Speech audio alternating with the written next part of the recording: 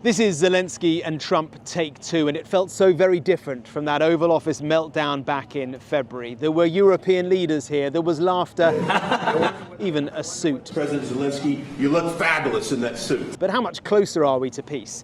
Here's how the day unfolded. It's just gone 11 a.m. here in Washington at the White House, and there's a genuine buzz around the place because it is 6 months since that extraordinary moment in there, in the Oval Office, that clash between Zelensky and US President Donald Trump. You're gambling with World War III. And Zelensky is back. He will be here in just a couple of hours' time. This time, not alone. He is going to be surrounded by European leaders who, over the course of just a couple of days since that summit between Trump and Putin in Alaska, have ripped up their schedules. They're going to be here alongside President Zelensky. So those European leaders are now arriving the other side of the White House here, on the south portico. The NATO Secretary General Mark Rutte, the EU Commission President Ursula von der Leyen, the British Prime Minister Keir Starmer, Italian Prime Minister Giorgia Meloni, the Finnish President Alexander Stubb, the German Chancellor Friedrich Merz, and last to arrive, the French President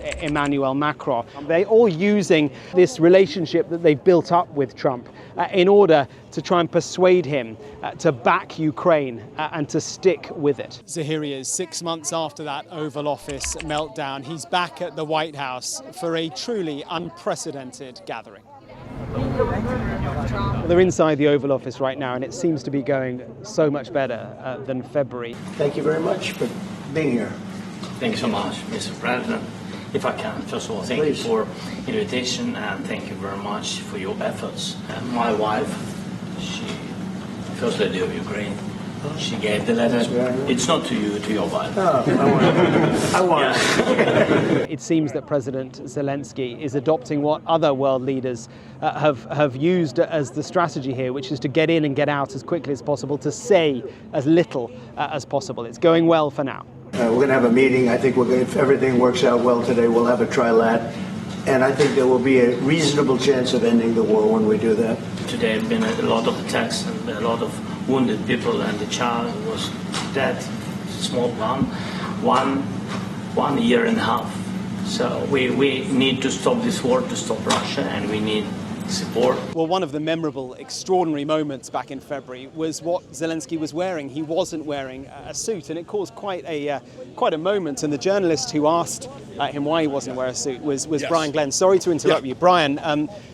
You were the journalist who asked that question. Yeah. Do you think he's going to wear a suit today? You know, if I had to bet on it, I think he does wear a suit. Why don't you wear a suit? You're the highest level in this country's office, and you refuse to wear a suit.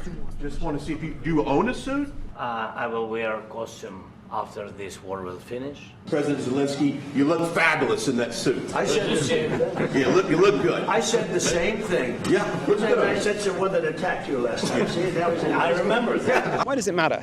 Well, you know, this is the highest office in the world. He's 4,000 plus miles away from the war zone. This is 2025. I think you come to this suit, especially when you meet with President Trump. There we go. The gauntlet runs successfully. Vladimir Zelensky in and out of the Oval Office. It went wholly different. As one European diplomat said to me, phase one complete. Now on to the substance with the European leaders. All the leaders who are here, and you help a lot, and so we are happy that we have such big unity today. Thank you, Mr. President. Thank you very much. All of the discussions that we've had, we covered a lot of territory. And I spoke indirectly with President Putin today. We're going to call President Putin right after this meeting. So it's just gone 4:30, and there's been a development. The meeting that was taking place with the European leaders and Trump, that's happening in the main part of the White House. But you can see there is a Marine now on the door of the West Wing. That indicates the president is not in the main part of the White House, but in the West Wing, in the Oval Office. And it's our understanding that he has left the meeting with European leaders to go back to the Oval Office to take a call with President Putin. So where are we at the end of the day? Well, I mean, the first thing to say clearly is that there have been numerous diplomatic achievements, but that doesn't mean that peace is necessarily any closer. Today, the positives were the fact that, yeah, Trump will like to see it, that he convened the European leaders. He kind of sees himself as the great convener. He got them all together. That's a positive. From a European perspective, the fact that Trump is now talking about security guarantees for Ukraine, long term. That's new. That's something that he has not been willing to do. In fact, it was one of the reasons for the meltdown with Zelensky back in February. Zelensky asking for security guarantees back then, the Americans not willing to give them. Now it seems they are. The fact that you have said I'm willing to participate in the security guarantees is a big step. It's really a breakthrough, and it makes all the difference. Take it forward, and I really feel that we can, I think, with the right approach this afternoon, make real progress, particularly on the security guarantees, with you coming alongside, the US alongside what we've already developed. I think we could take a really important step forward today, a historic step. But we don't know the detail of these guarantees. What do they look like?